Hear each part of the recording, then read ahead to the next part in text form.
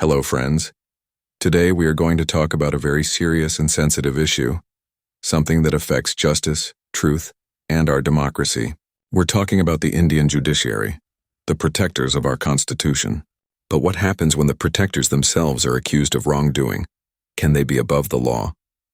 Can judicial independence become a shield to hide from public accountability? Let's explore this together. Recently, a shocking incident came to light. During a fire at the home of Justice Yashwant Varma, authorities found half-burnt cash inside. Yes, half-incinerated money. Soon after, Justice Varma was transferred and is now facing impeachment. But here's the real twist. Important evidence, like the cash, the inquiry report, even details of the investigation, have gone missing or are being withheld. This raises one big question. Where is the transparency? Unfortunately, this is not a one-off case. In India, the judiciary follows something called an in-house procedure for dealing with misconduct by judges. But this system is secretive, opaque, and known to protect judges from public scrutiny. So how does this in-house procedure work? If a judge is accused of wrongdoing, only other judges investigate the case. There is no official complaint released, no updates on the inquiry, no final report made public, and no clarity on how decisions like removal are made. In short, the public is kept in the dark. Even when the charges are serious, like corruption or even sexual harassment. Let me give you some examples.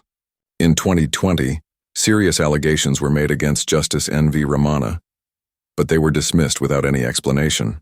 No inquiry report was shown. Nothing. Then there was the shocking case of former Chief Justice Ranjan Gogoi. A woman employee accused him of sexual harassment, but during the in-house inquiry, she wasn't given legal help. She wasn't allowed to see the report, and the judges gave themselves a clean chit, in secret. Is this justice? Now take Justice Surya Kant, who is set to become Chief Justice of India in 2025. A complaint accused him of serious corruption. The case was recommended for examination, but till today there is no public record of any investigation, nothing. Silence. Ironically, the Supreme Court itself has told the government many times, the right to information is part of democracy. It is necessary for freedom of speech. But should this right stop at the gates of the judiciary? Isn't the judiciary a public institution too? If citizens have the right to question the government, shouldn't they also have the right to question judges? Yes, judicial independence is very important. Judges should be free to make decisions without pressure. But that doesn't mean they should be above accountability. The idea that judges can investigate themselves in secret is dangerous. It opens the door to arbitrariness, cover-ups, and loss of public trust. So what do we need? Public disclosure of complaints and inquiry reports.